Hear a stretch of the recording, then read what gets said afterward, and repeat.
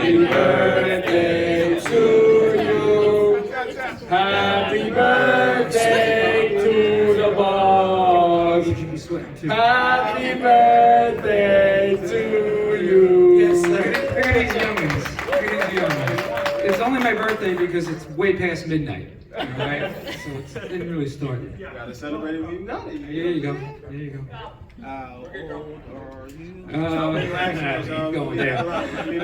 Welcome everybody. Thank you for coming out at this hour. Before the main event comes down, as you can see, I'm surrounded here by the future at 135, the future at 154, and the future at heavyweight.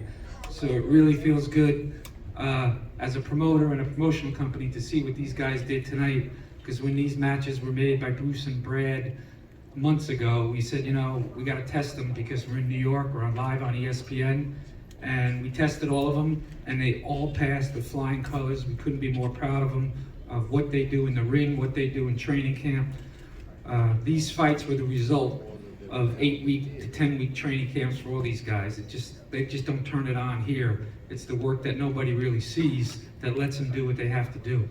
So a shout out to all you guys. I'm really proud of you for bringing it home in great fashion. Couldn't be prouder of you. So we'll open it up for questions for any of the guys, and we'll go from there. Keith Heidig from BoxingScene.com. Carl, happy 75th birthday. And, my first question is for Jared. Jared, did you expect Forrest to come out the way as aggressively as he did and come at you like that? And then when do you think he realized that that was a mistake? No, I definitely didn't expect him to come out as aggressively that he did. To be honest, I thought he was going to lay back and try and survive as long as he could.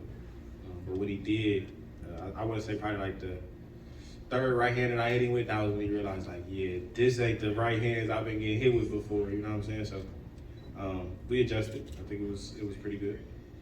Did you get the sense that he was out on his feet there when the fight was stopped? He was slumped over? I know for a fact. And when you can look at the man's eyes, like, for sure, when I hit him, I seen something that it just was like, that's why I stepped back. If you look at it, I actually stepped back myself.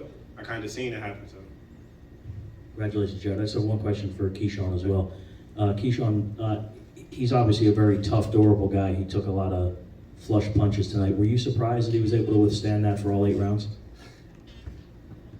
Yes, I was definitely surprised, but not too surprised because, you know, all the other people was hitting him with flush shots. All the other opponents he faced, you know, was hitting him with flush shots. And I actually see him one time actually get dizzy one time, and he got hit again and woke back up and started fighting again. I'm like, dang, so this dude is like a different level tough. Like, you know, some guys just don't go down. And I think that was him tonight. James Bell of the Boxing Source. First question is for Xander. Xander, you know, in this bout that you had here, you had a whole lot of support and pretty much had like a rousing crowd once you were able to, you know, get in there and get in the ring. What was it like to have a lot of support here for this particular fight? It was definitely amazing. I enjoyed every bit of it. You know, when I walked out and the crowd went crazy, it was amazing.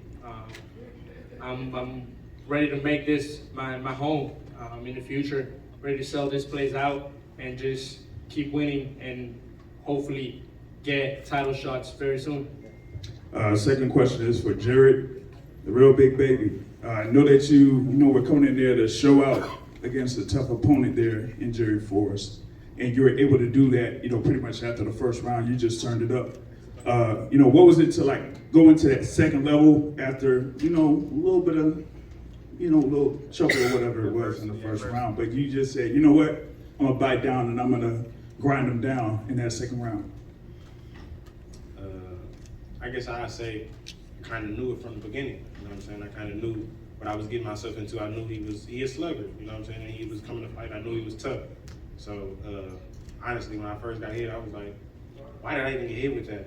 It was kind of weird for me, you know, started off slow, all awkward, then got real fast when it got at the top. When his punches came to the top, that's when they got fast, you know what I'm saying? So I did get hit with some punches that I didn't expect to get hit with, but always, you know, that's how we train, we bite down and fight for it, so because it just came naturally. Gotcha. And last question is for Keyshawn.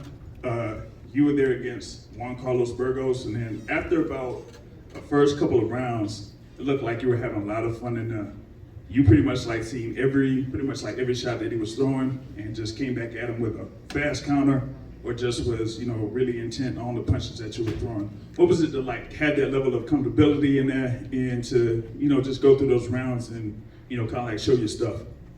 Honestly, sparring, Terrence Crawford, all camp, sparring my brothers that stands over top of me, Kelvin and Keon Davis, definitely prepare me for a fight like this. They're a lot faster, a lot smarter, a lot stronger than the guy I faced tonight. And just the experience that I have, fighting internationally and going to the Olympics and stuff like that, prepare me for a night like this. So really, I was comfortable in round one. After round one, I came back to the corner. I said, "Oh, he got nothing for me." And Coach Ray was like, "Yeah, you're right." So after round one, I already knew I had it in the bag, honestly. I was just trying to find a way where I could stop him. And just as a side note, because we had 4 fights on TV live, Xander and Keyshawn were both 8-rounders because we had to, from a timing point of view. But if they were both 10-rounders, they each would have got the knockout because you could see both opponents ready to go the following round. And as a developing, what we do when we develop these guys, the rounds are the best thing you can get. And late round knockouts or TKO stoppages are even better, and you could see them coming in round 9 and 10. But, because they were 8 rounds, and television will take a hit because of that, but that's okay because you can't do 10 until you do 8, and they both did it, so now we know that. Jared is a different story because he's not in boxing, he's in heavyweight division. That's a whole different business. So that's what they want to see, and that's what he did. He trained for 10, he would have went 10 if he had to, but you know what? There's nothing better than a heavyweight knockout like that, and that's what you got. Andres Gomez, Cornerman Boxing. First of all, happy birthday, Carl. And my question is for Jared Anderson. You've been stepping up the competition, but there's your 5th second-round stoppage in a row. How excited are you about your current momentum, and what would you like to do next? Fight some bigger names, fight the people in the top 15 at any sanctioning body. So, just keep the steam rolling, and hopefully go fight at home. That's my next move, to try and get a fight at home. Sell out the Huntington Center in Toledo, Ohio. Yeah, show out. Nice. So my last question for Carl, how soon can we expect to see Jared maybe fighting for a world title? A world title? Yes, sir. Jeez. Don't put the pressure on my man like that. Is the birthday. Well, look, we know when all of these, unlike other things that happen, we know when these 3 guys are going to fight again. We have a good idea of when. We're not sure who they're going to fight. The bad thing is when you get exposure like this and look like this, you have to force yourself up to be a mandatory. Because I don't predict that our phone are going to ring Monday. Hey, I want to fight that guy Jared Anderson or Keyshawn. Get me Xander. Those calls don't really come in. So it's okay because they're young guys and it's a progression. So we know when they're fighting. We have a good idea of where they're going to fight. I don't know who that's going to be yet. We don't need to worry about that right now. Everybody can enjoy the holidays, but we know what's going to happen this year for these guys. Thank you. Jared, to Carl's point, what he just said, how difficult do you think it's going to be to forget champions, the contenders that are ranked in the top 15 who have a lot to lose with their rankings to fight you? I don't know, but like you said, y'all been seeing since I started the interviews and things since I got here. I've been saying mandatory, because I know that's what's coming. People who watch me, who study me, or even see me coming, they know that I'm a problem and they got to deal with it. So, you gotta fight for it. You know what I'm saying? But like I said, it's gonna end up becoming a mandatory. I'm ranked now. You see me getting belt out of belt. They're gonna have to see it soon. But there's a lot of guys in the top 15 that we put any of these guys with.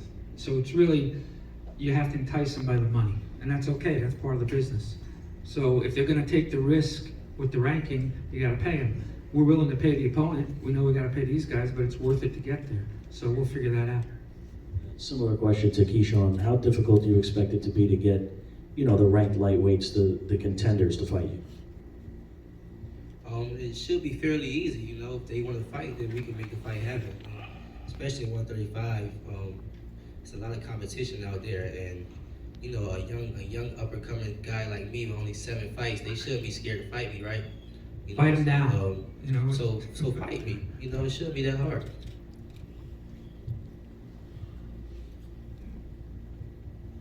Jai Tucker, 9-0 prospect.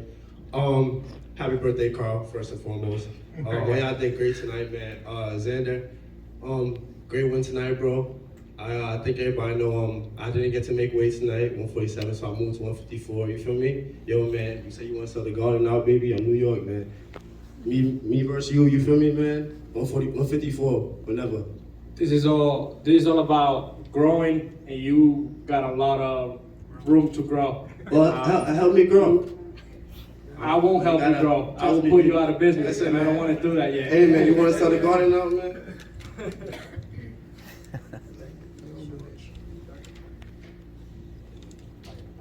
AB Boxing News, Desmond Weir. My question is for Jared Anderson. After the spectacular win in the second round, devastating knockout, there's been some names thrown around, like Frank Sanchez. Would you entertain maybe possibly fighting Frank Sanchez in the future? Without a doubt, I wouldn't have said his name for no reason. I've been in his DM, you've been in mine. So I don't know where that was coming from, but yeah, of course I wouldn't have said it. You know what I'm saying? If I wasn't willing for it, I've been asking for it. He told me wait until I'm ranked or until I get up there, but I'm in the top 15. You know, so I'm there. What's going on? If you think Xander Martin ran tonight, you said Frank Sanchez is the heavyweight version. It's like you can't make good fights to him. If he wants to do it, that's fine. But I think it's unrealistic. But we'll try. Just one more question for Xander. Great win. Now, in what round did you find out, placing those accurate body shots, you see it was being effective? That was the game plan from round one. We knew that he was softer body, and we needed to attack that area from the beginning. He was a bit uncomfortable with all the ducking and the grabbing, but we were trying to find a way to adjust and get back to that body as soon as possible, and every time we could. Thank you. Yeah, good evening, everyone. It's Maestro here in front. Carl, when I spoke to you a few months ago, there were plans for Jared to fight in the UK. It seems like a lot of the US heavyweight talent has been exhausted. Is the UK somewhere where you can see him getting tested by maybe one of the prospects out there? No and yes. We'd love to fight abroad because heavyweights travel everywhere. There's plenty of European heavyweights that he could fight over there. We were on Sky Sports tonight over there, which gets him more exposure, and I'm sure he'd be a hit over there as well. But he's in this position where we're not going to chase anybody. We're sort of the A side right now. And right now we kind of have a deal where we want to fight in the spring, and we definitely want to go to Toledo in the summer because we know that we'll pack the place. Yes. And there's nothing better than a hometown fight, whether it's Puerto Rico, Florida, Norfolk. That's really where we want to get to these guys, and they're getting there sooner than later. But for heavyweights in Europe, I get it. So my second question is more about Xander and Keyshawn. The ESPN platform is obviously a huge sports network here in the United States. Is that not something that's alluring to fighters that, you've mentioned that your phone isn't ringing for opponents, but surely ESPN's a platform that young, up-and-coming, or even guys more on the way out would want to, test themselves on. Yeah, I'll tell you a true story that happened last year when we were trying to make a match. We made an opponent or a contender a very good offer to come fight one of our fighters, and we said, look, it's live on ESPN, and the manager literally said, great, my guy's gonna get knocked out on ESPN and everybody's gonna see it.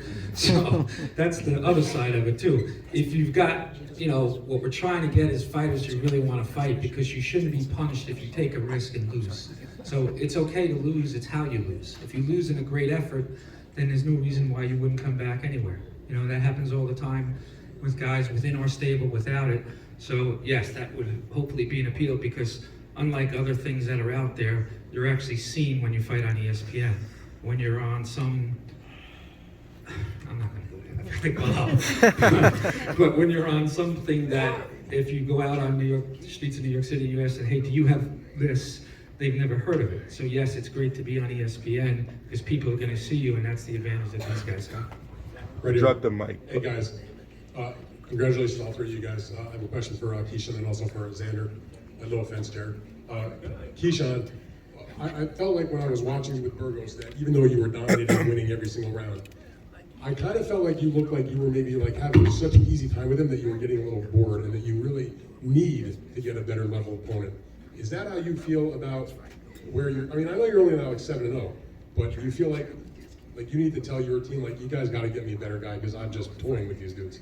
I mean, I just feel like they've been trying.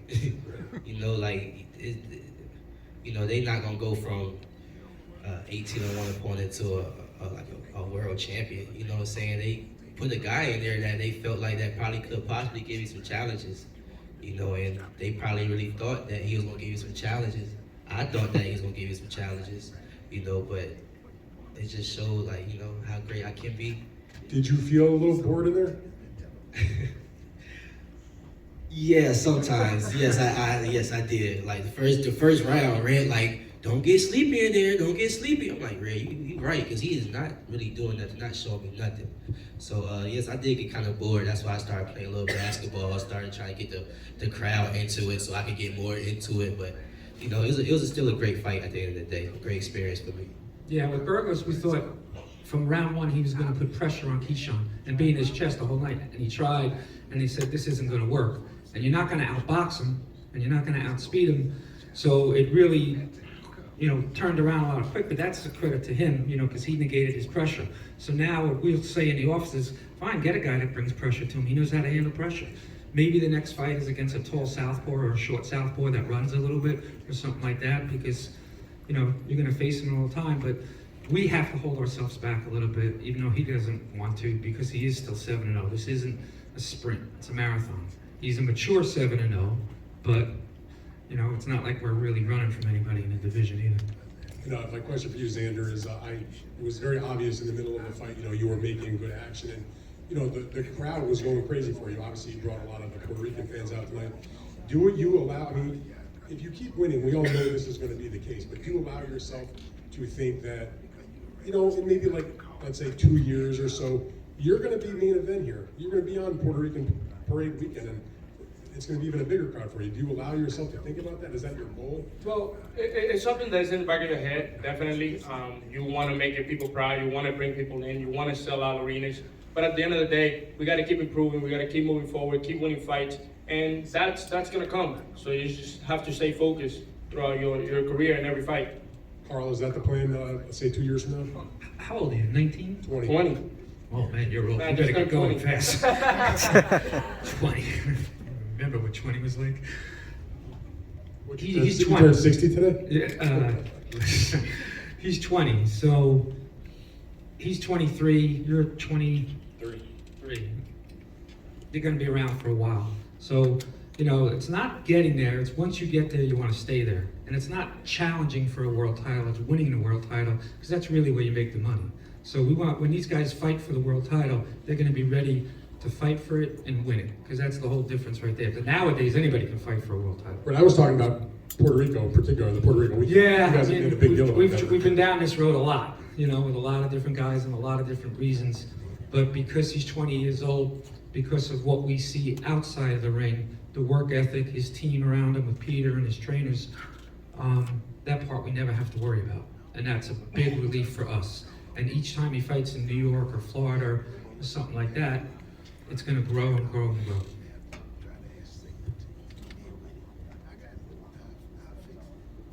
All right, so thank you, Xander, Keyshawn, and Jared. TV Lopez will be down momentarily, so press, just stay patient, and Tia will be right down. Thank you, Xander, Keyshawn, Jared. Thank you. Congratulations. Thank you, guys. Appreciate y'all. Thank you. Spoiled Christmas.